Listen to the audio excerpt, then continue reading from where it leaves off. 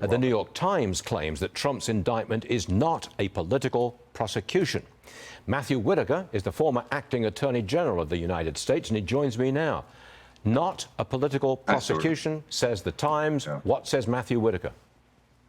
Well, it's hard not to do a through line of before Donald Trump came down the escalator and after he re-announced recently that he's running again, and see how this DA and how this DA's office has treated Donald Trump. I mean, my understanding is that in this indictment, these counts go back many years. Yep. That they're trying to suspend the statute of limitations due to President Trump being at the White House.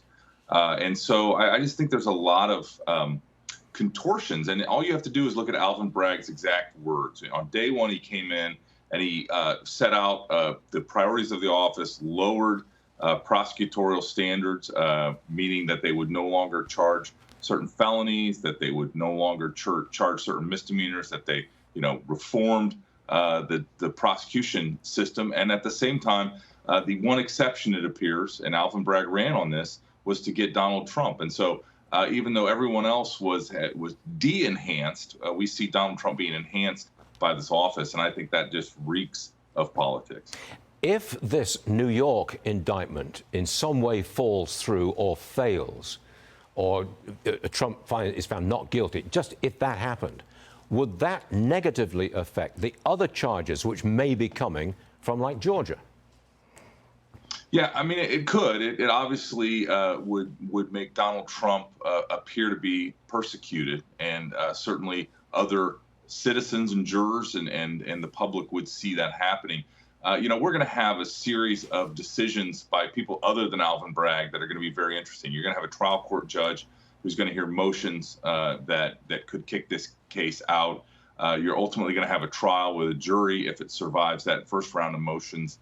And the jury could decide to acquit. And then ultimately, you're going to have appeals in this case. And many of these novel theories, based on all the reporting, and remember, Stuart, we haven't seen the indictment. Based on all the reporting, this indictment contains some novel theories that just have not been tested under New York law nor under federal law. And I think ultimately, in order to make it a felony and in order to make it like a serious charge, there has to be this campaign finance violation, which is a federal question, and both the Federal Election Commission and the U.S. Department of Justice, while I was there, the Southern District of New York, looked at this and decided not to pursue those charges because they were not strong charges. So I think there's a lot of legal maneuvering left, and all of that really ultimately will inure to the benefit of President Trump. But isn't that going to take a long time?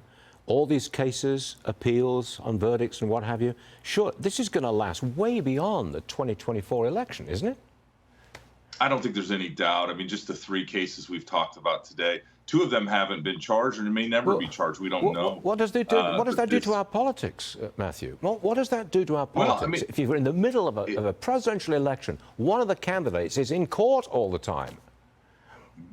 Yeah, it casts a cloud, and obviously, it could affect the outcome of an election for good or for bad, and I think that's a very dangerous precedent. Absolutely. We woke up this morning, I think, in a new world, Stuart, and I think we're all trying to figure out exactly what that means. As we've talked before, obviously, there's going to be a lot of lawyers involved, and the judges are going to be involved, but ultimately, you want this decision on whether or not Donald Trump is reelected president to be up to the American people without interference, and I think we're just not going to have that this year. Without interference. Well said, sir. Matthew Whitaker, thanks for being with us, sir. Important day, and we appreciate it. Thank you, Stuart. Thanks very much. Good to see you.